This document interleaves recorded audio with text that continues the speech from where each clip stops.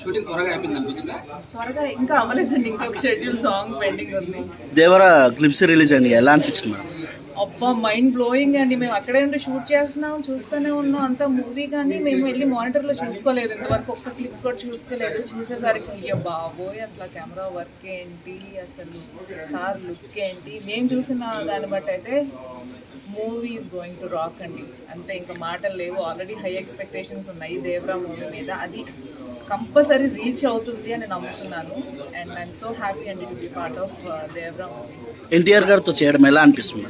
Of course అండి, అందరికీ dream ఉంటుంది ఎన్టీఆర్ గారితో చెయ్యాలి ఒక మూవీ అని, అందరికీ డ్రీమ్ ఉంటుంది. సో నాకు అది దీంతో నెరవేరింది. సో పర్సనల్లీ నేను చాలా పెద్ద ఫ్యాన్ ఆయన పెర్ఫార్మెన్స్కి.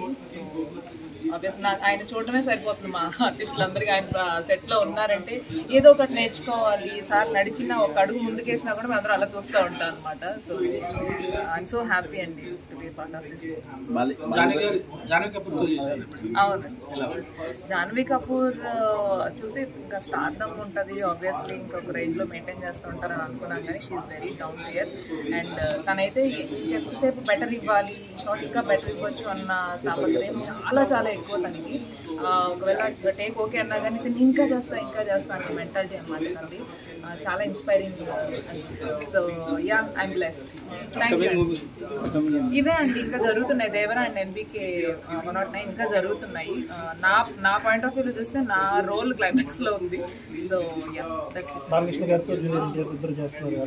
ఒకేసారి తనతే వచ్చి వీళ్ళ ఫ్యామిలీలో పడ్డట్టు అనిపించింది నాకు. ఎందుకంటే ఫుట్బాల్ లాగా ఈ షెడ్యూల్ లేవగానే అటు షెడ్యూల్ లేవగానే ఇట్లు అట్లా చూస్తాను, నాకు భలే వండరింగ్గా అనిపించింది. So it's all about luck అండి. కొత్త సంవత్సరం యా కొత్తగా ఉంది. అండ్ నేను ఆల్రెడీ చేసిన మూవీస్ కూడా ఈ ఇయర్లోనే రిలీజ్ అవబోతున్నాయి. సో 2024 అనేది చాలా స్పెషల్ నాకు. ఐ నీడ్ యువర్ బ్లెస్సింగ్స్ అండి. Thank you.